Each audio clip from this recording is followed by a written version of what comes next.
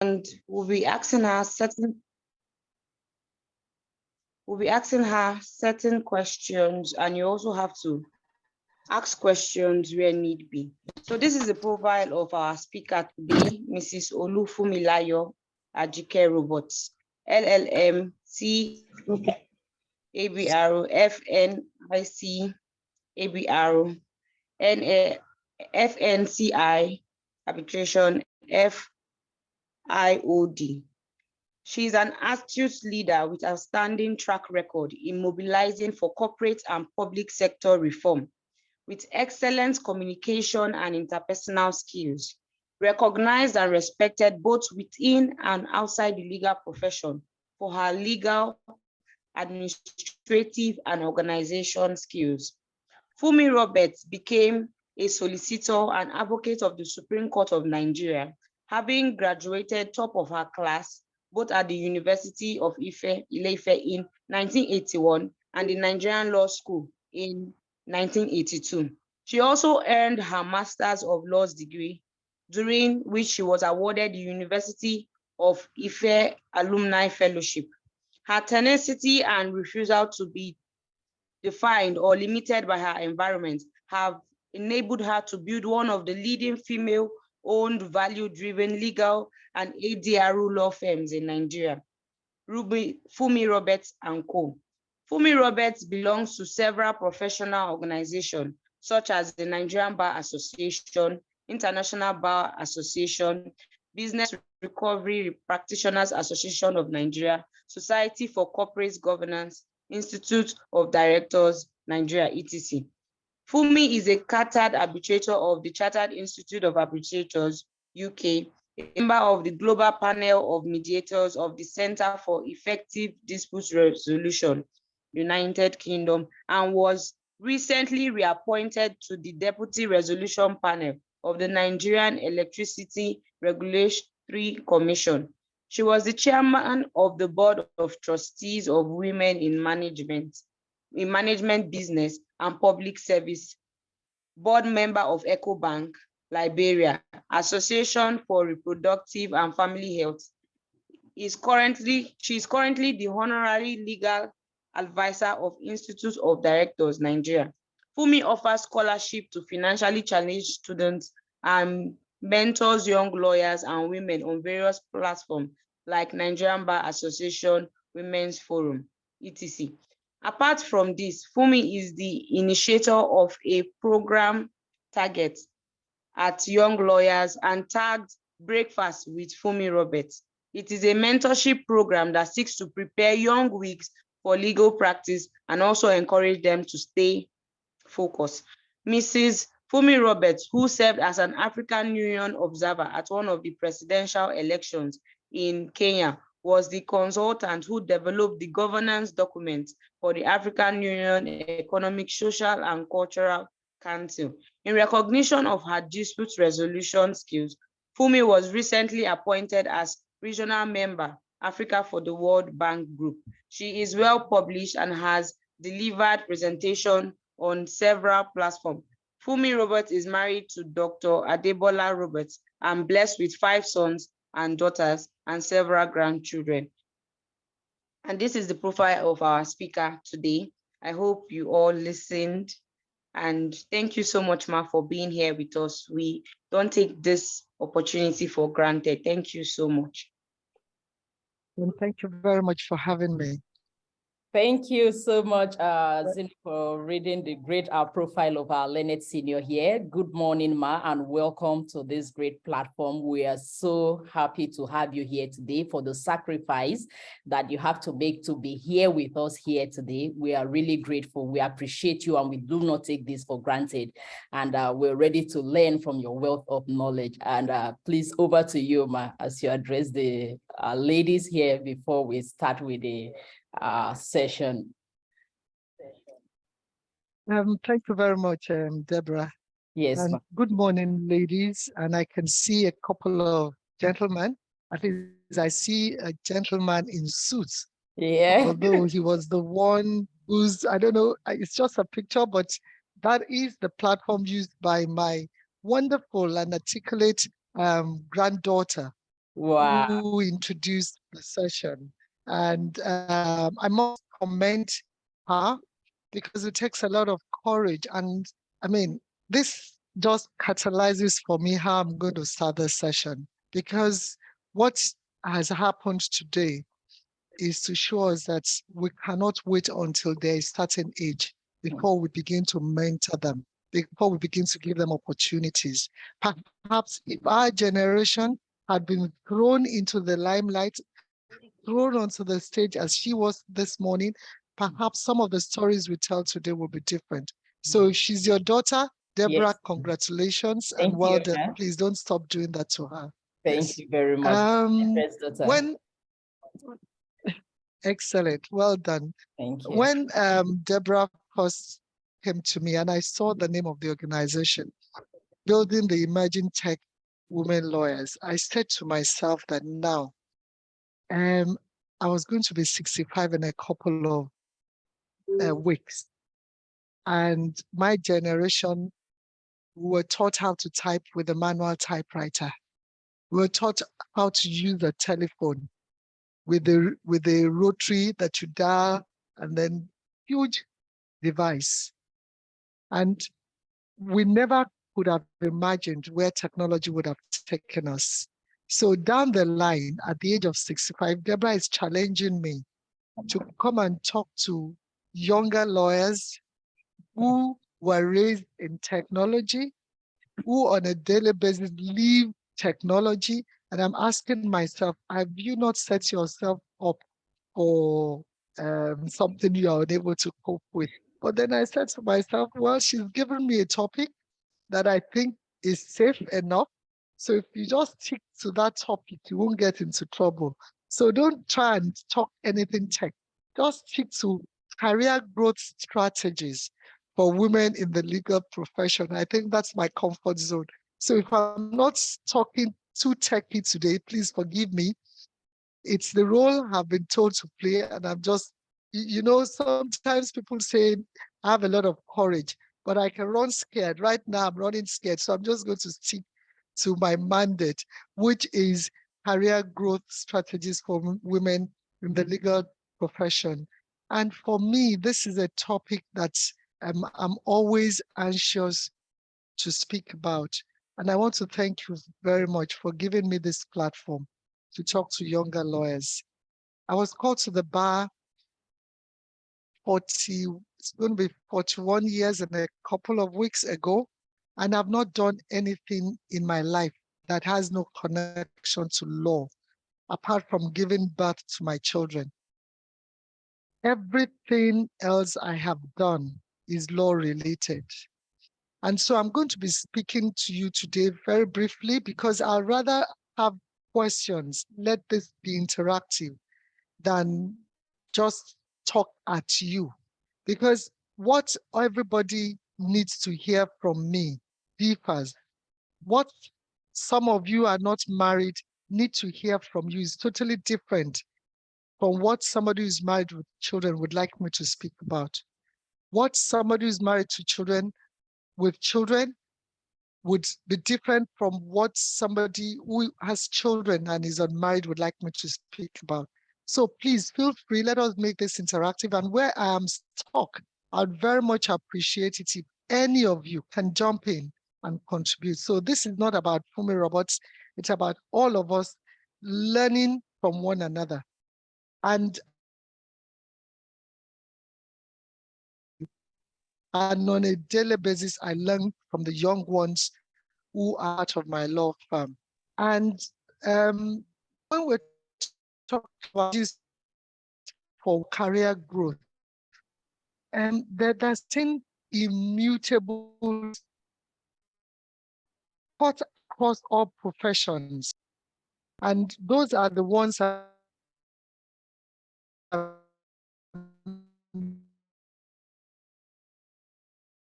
just looking for my experiences gained over the 40 years. And one of the most significant immutable truths is every professional have to,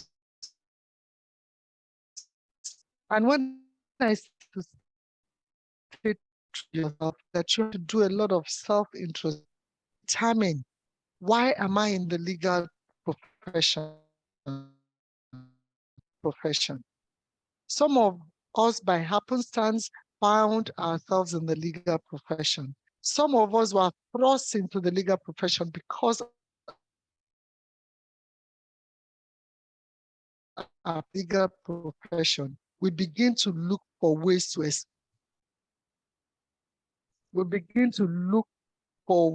by which we can ameliorate the pressure. But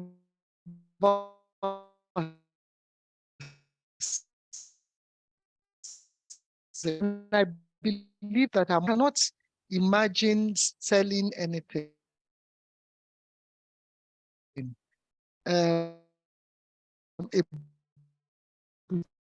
Anything not related to the legal profession, and I've not done any.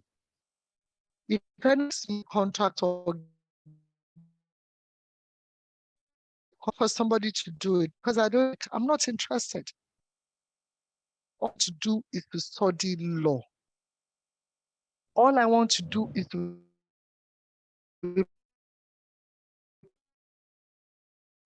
this.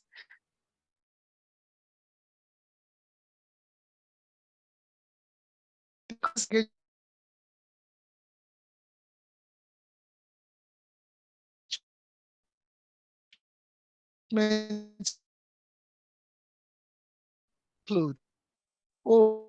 have, and I say to myself, law, I want God to do something after this.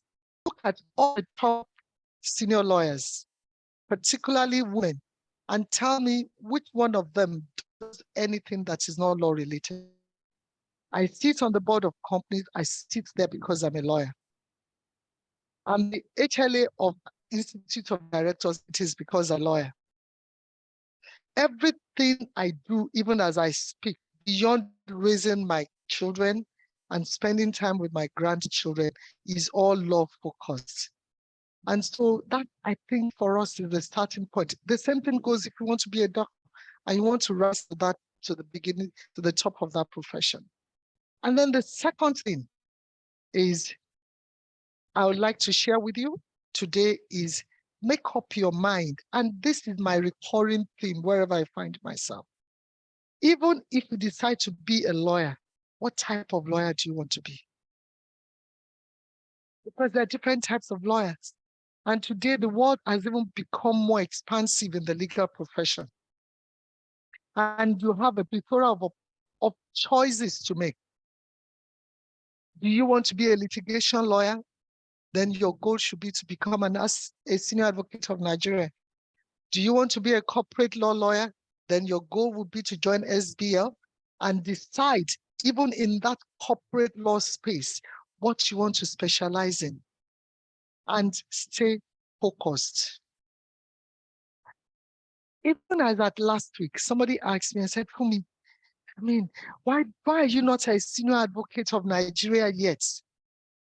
And I've made this explanation so many times.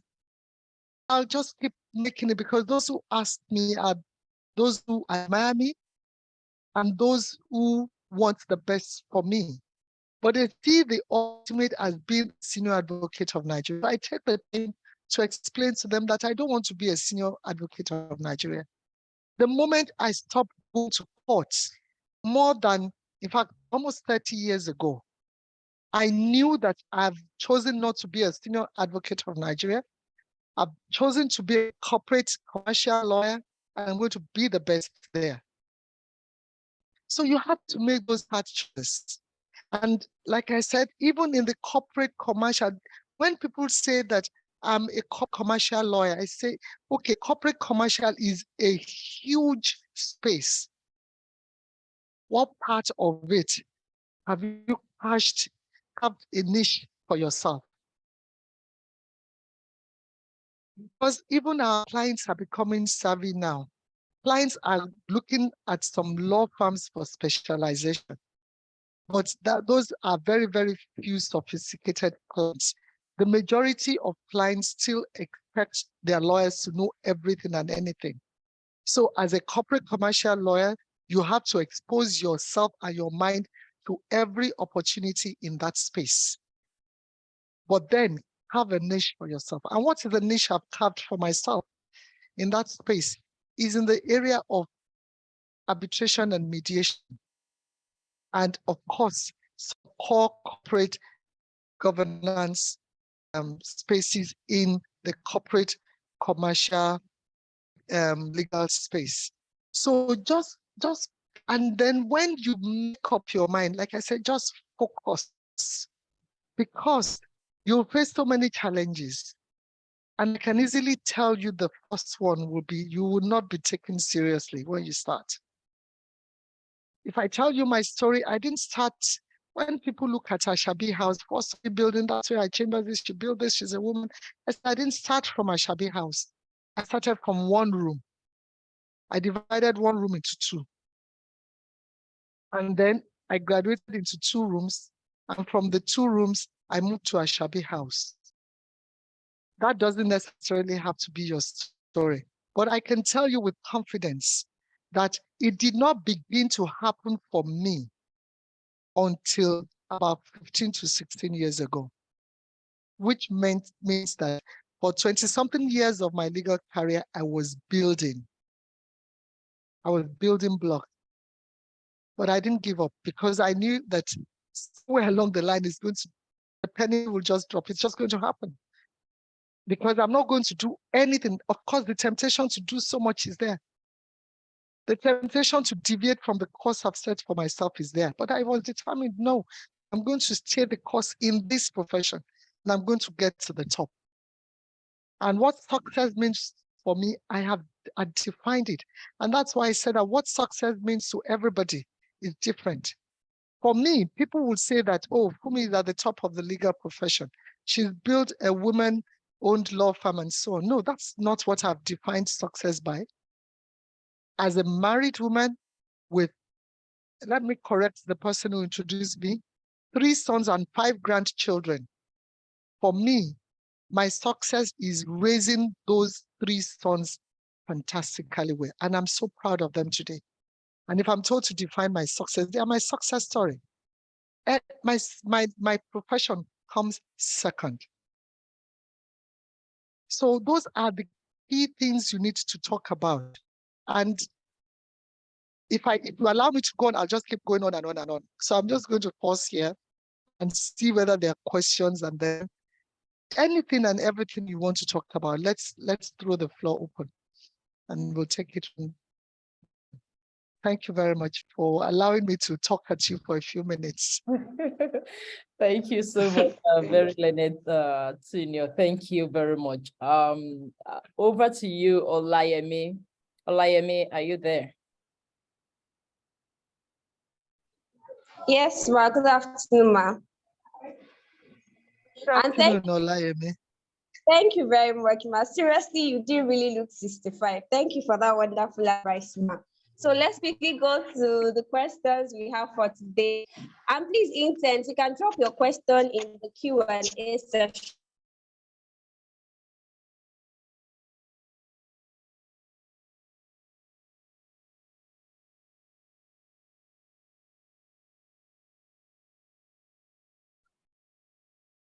Olayemi, do we still have you on the call?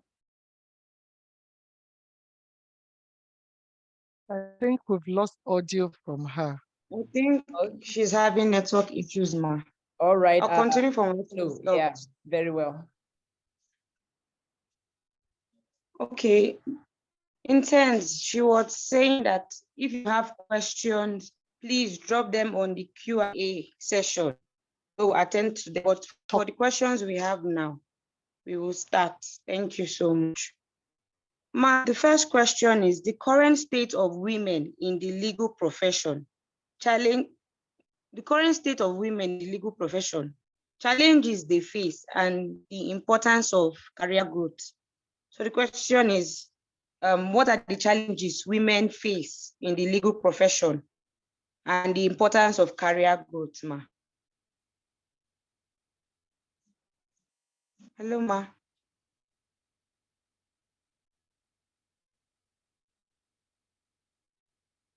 Do you want us to take them one by one?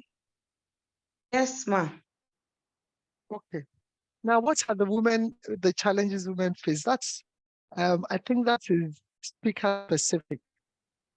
And in the course of talking, I shared one example with you, and that is not being taken seriously. And let me practicalize that. We live in a patriarchal society where women are expected to stay at home, take care of the children, raise the children, whilst the man is the breadwinner. So when you decide to go into the profession, the men don't take you seriously. And I'll give you an example. One of the new generation banks was started by two friends of mine. And they started the bank just about the time I started my law firm. And I went to then one of them was the MD, CEO of the bank. And I told him, can you enlist my law firm? And he never did. So after asking for so many years, I stopped asking. Now one day he's going to leave that seat. The other founder is going to take over. So the other founder took over. And I went to him and he said, okay, Funmi, you are a friend. Take this brief and we'll see how it goes. I did the brief so excellently well. We got enlisted. And as I speak, we still work for that bank. So I then called the first CEO and said, hey, why was it that when I came to you and said that I wanted you to enlist my law firm, and you are my friend, you didn't take any action, you just ignored me. And he said, for me to be frank, I didn't take you seriously. Those were his words. And I said, why didn't you take me seriously? He said, when women say they want to start a business, they can start the business today, tomorrow they drop it. That it was when he saw that 10 years down the line, this girl continues to grow her business, because whether you like it or not, law is a business. Don't forget that. And you have to run it as a business. That when he saw, and then the first job I did for them, I did it so excellently well. I said, wow, so Funmi was serious. That is my experience. I don't know what others may have experienced, but that is one experience. And another challenge is, like I said, everybody on this platform, we have different varying experiences and different things that we want to speak to us. As a married woman with children and a professional, nowadays it is coined as work-life balance. And I sometimes try to redefine that statement, that I have not found work-life balance, and I'm still looking for it. So if any in this, I see that we have 98 participants already. If any of you 98 ladies have found the balance, my number is 0802 3035659. Please call me and share the balance with me. I have not found it. And I've been working for over 40 years. And so I redefine work-life balance, because that's the only way I could deal with the challenge of juggling, raising 3 sons, and you know what it is to take to raise sons. Being a mother, being a wife, now being a grandmother, and running a law practice, and still standing, and still being complimented today by Zion. And thank you very much, Zion, for that I don't look 65 years old. Apart from the fact that it is a grace of God, what I do is I make life cycle choices. What do I mean by life cycle choices? When I was in my teens, and I don't think, apart from my granddaughter who introduced the session, I think we've all been in that space when we're teenagers. The choices you had to make were very simple. You go to school, they give you pocket money, you go to parties, you read, and you have a boyfriend, you sneak out at night if you have the grace to sneak out at night. You just enjoy yourself. You want to wear what you can afford. You can't afford it. I mean, you do all sorts of things, some of which your parents, you won't even want them to know about. Those are the choices. And your choices made that cycle. Your choices repeated those years. And then you graduated. You began to look for work. And then, okay, I want to go to a law firm. Do I want to practice law at all? Do I even want to, I mean, what I have, okay, can I work in a bank straight from law school? And then the choices became bigger. So that is another life cycle choices you have to make. Now, you then get married. Okay, I'm working in a law firm. I decided that I want to be a senior advocate of Nigeria. So I'm working in a law firm. Now I have children. I have the first one. Can I continue to work in a law firm? No, because that law firm will close at 9. My kids need me. Okay, can I leave that and go and work in bank so that I can close early? Or do I look for a law firm that can accommodate my needs as a mother? Those are another cycle choices you have to make. And then you have to make those choices and move on.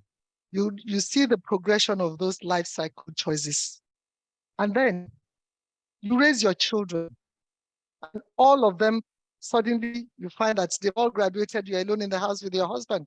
And you're like, excuse me, where are the years gone? I'm 50-something years old, I'm 60 years old. What am I going to do for the rest of my life? Those are another set of life cycle choices you have to make, and make them you have. But what I have discovered and what I'm sharing with you now is that some of the choices you made in your teens, in your immediately after school, after graduation and so on, would impact on your future. And what I find amongst the younger generation,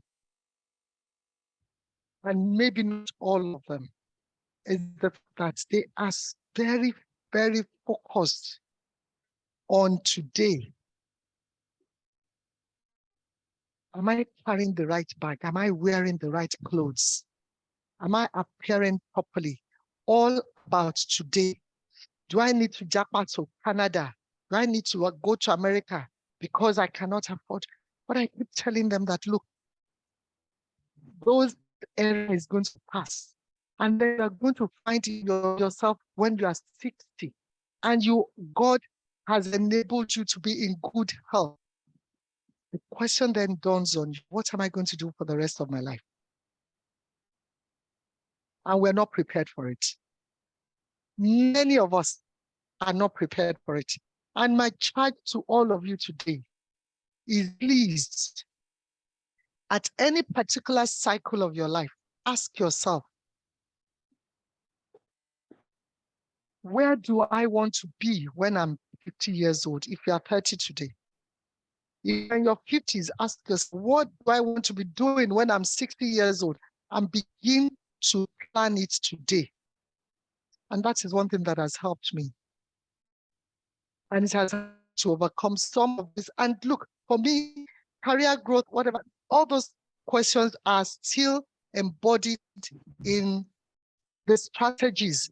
And that, for me, what I'm talking about, these strategies that we're talking about today, make them as relevant today, tomorrow when you're in your 60s, as they are relevant today. By the time I was 50, I was very, very clear what I wanted to be doing when I was 60. As I sit here, what I want to be doing when I'm 70, I know it with clarity, and I'm walking that path.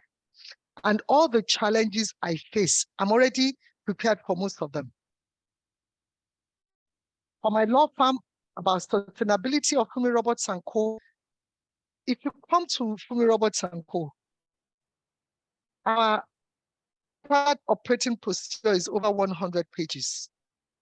And what have I done? I've poured everything into our SP. And even if I go away for 2 years, Funmi Roberts and Co. is running on an even keel.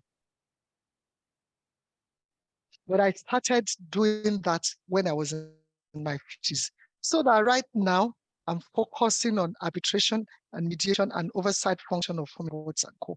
You have to plan. And that is the challenge. The critical thing is many of us don't realize planning for the future as a challenge. I know so many of my classmates who today are not doing anything. And we went to school together. And they keep telling me, Funmi, how do you do it? You are still working. You are still busy. Some of them have done other things. And hey, Funmi, you just stayed the course. What is it? How did you manage it? How did you, And it is just about planning. And I can't say it enough. You must plan for 10. And when I talk about planning, many of us say, I have that plan in my head. I don't know what they must be the very brainy ones. I write. If I face a challenge today, I write it. And it is in writing it, I then begin to develop how do I overcome this particular challenge. And that is when if you then see an opportunity that helps you to deal with that challenge, but because you've been planning it, because you've been articulating it in writing or in your head or wherever you want to do it, it's easy for you to see the opportunity to see that opportunity, key into it and help. What I'm telling you is not something that I expect you to be able to do, but believe me, you have to train your mindset to work on it. And believe me, when you are doing that, you don't have any business selling clothes because you are diverting your attention. You don't have any business setting up a nail salon. You don't have any business setting up a hairdressing salon. No. I don't know whether I've done justice to that question. Yes, ma'am. But Yes, I'm just ma'am. speaking from my heart. I'm just speaking from my heart. Yes,